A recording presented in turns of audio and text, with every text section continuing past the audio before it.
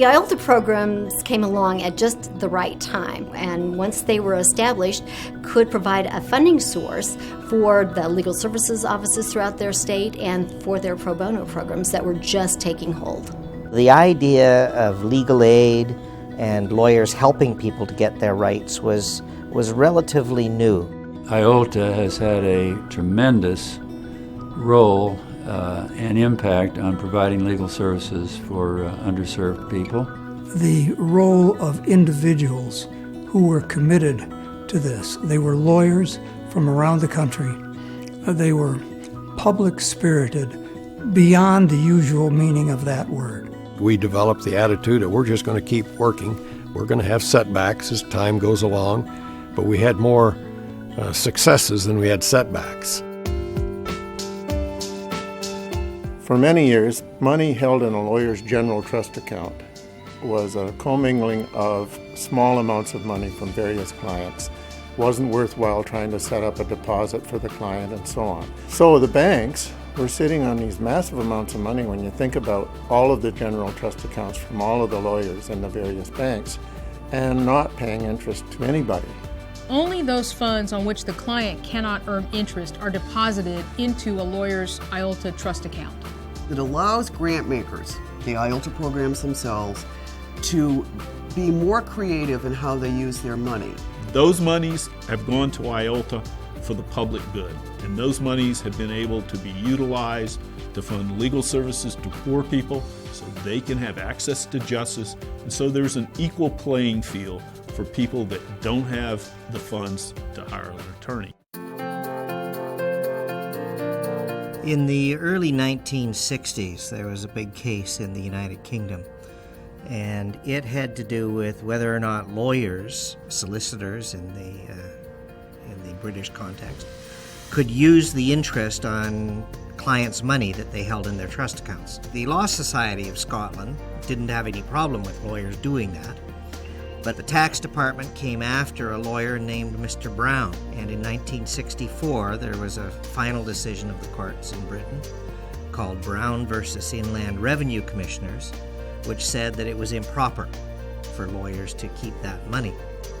Mr. Riley, who was at that time a Vancouver lawyer, was one of the people who weighed in on the issue of what should happen to the money, and he wrote an article in 1965, 1 year after the House of Lords decision, that said the money should be used for public purposes. People started to say, well, look, what's happening to this money that's being earned on these trust accounts that are sitting in banks overnight? And as far as I'm aware, that generally speaking, the banks were keeping the money. Based on the Law Society and the government at the time, decided that, well, look, we could use this money for public purpose associated with legal matters. And so they created this fund, which was then administered, and created a body called the Law Foundation of New South Wales. After the Law Foundation of New South Wales was established in 1967, obviously word came to Canada. QC from a law firm here in Vancouver, Charles Brazier, travelled to Sydney to learn about the foundation and obviously liked it, brought the idea back to Vancouver, and within a year, the Law Foundation of British Columbia was established. Two of the major leaders bringing IOLTA to BC were Arthur Harper and Ken Meredith. These two men decided that what was needed was a change to the Legal Professions Act here in British Columbia, and they got on the ferry, went across from Vancouver to Victoria, met with the Attorney General of the province, suggested to him what he should do, and the next year, in 1969, he did what they suggested. They amended the Legal Profession Act and created the Law Foundation. Subsequent to British Columbia establishing a law foundation in 1969, other provinces in Canada followed our lead. And over the next 10 or 12 years, they all created their own law foundation. The way it rolled out in Canada was very much a bottom-up rather than a top-down process, very cooperative. It proved to be a success in BC and Ontario, and then 5 or 6 years later it starts to become adopted by other provinces. In British Columbia, when the Law Foundation was first established, the younger members of the bar included a man named Sholto Hebbington, QC. He later on became a very important part of the history of the movement because of his connections with a judge in Florida named Arthur England. Arthur England and I both joined a large Wall Street law firm, Dewey Ballantine, in the summer of 1961. He worked in a tax department and I was working in litigation, which in those days meant working on antitrust matters. A former friend of mine from the practice of law in New York City lived in Vancouver and on vacation drove to Tallahassee to visit me. At that meeting in March 1976 in Florida with Arthur, we were discussing what was going on in our respective law firms and our respective bar associations, and I mentioned to him this program we had in Canada where we took interest on lawyers' trust accounts and used it to provide legal aid.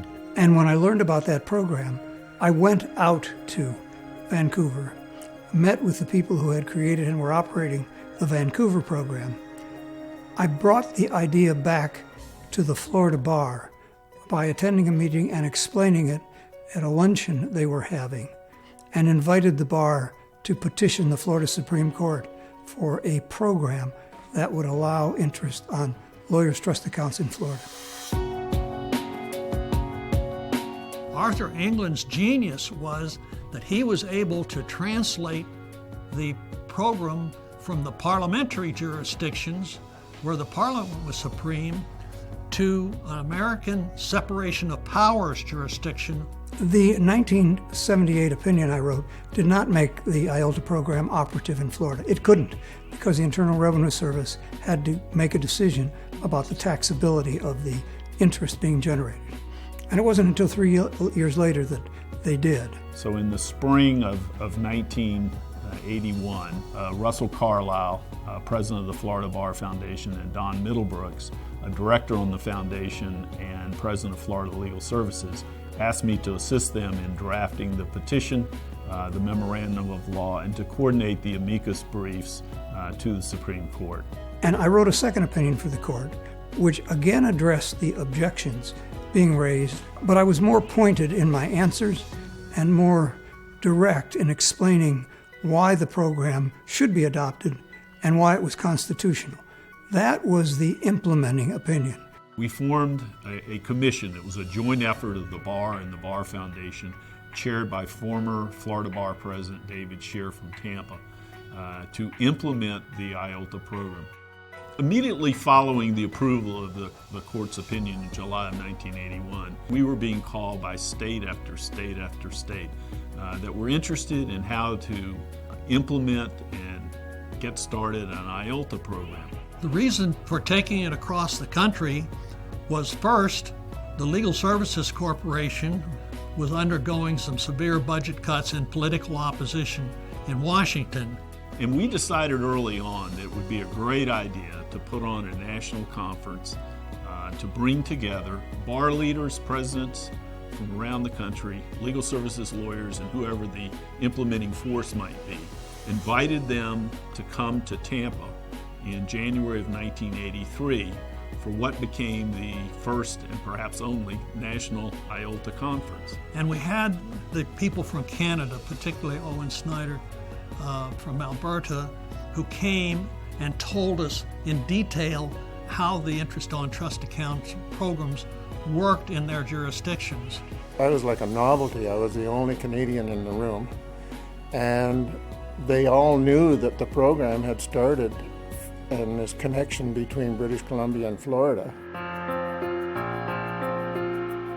Henry Zapruder, a tax lawyer in Washington, who rose to the occasion, argued with the Internal Revenue Service, and eventually persuaded them to approve interest being payable to foundation, which made it tax-free. And Henry was very close to the IRS and was able to work with them in overcoming an objection they had. They thought it was an assignment of income that belonged to the client. Henry overcame that objection and got a revenue ruling issued by the IRS in 1981, and then later a modification of it in 1987. We also had another problem, and that was to use NOW accounts, negotiable order withdrawal accounts. The approval by the Comptroller of Currency had to do with not only national banks being able to offer NOW accounts, which was the foundation for IOLTA, because until we had NOW accounts through 1980 legislation, we couldn't get interest on checking accounts. And IOLTA had to have checking accounts. We felt early on that one of the things we could do to protect this program was to get the program established in as many states as possible, as quickly as possible.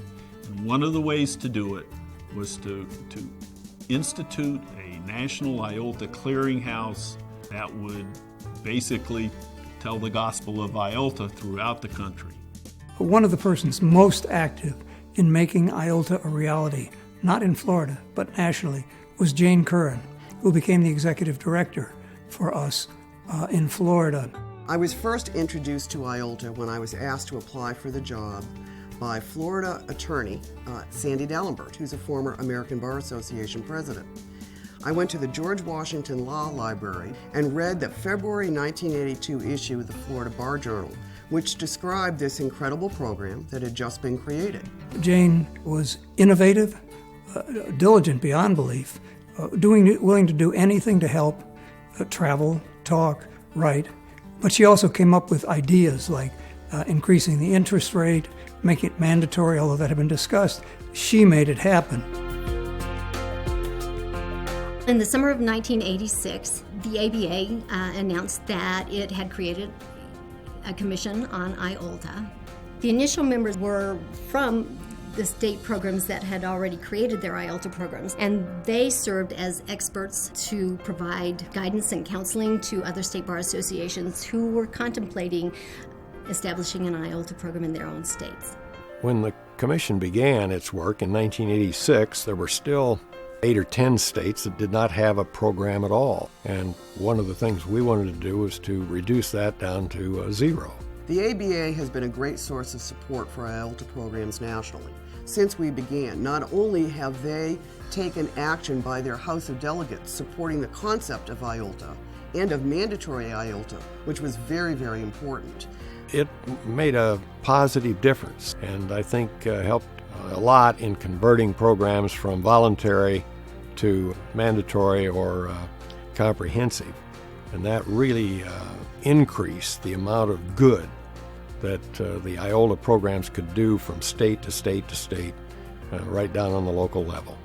We couldn't have done it without the ABA's support and that of the National Association of IOLTA Programs, which is really a partner organization to the ABA IOLTA Commission in the ongoing education of IOLTA program staff and trustees.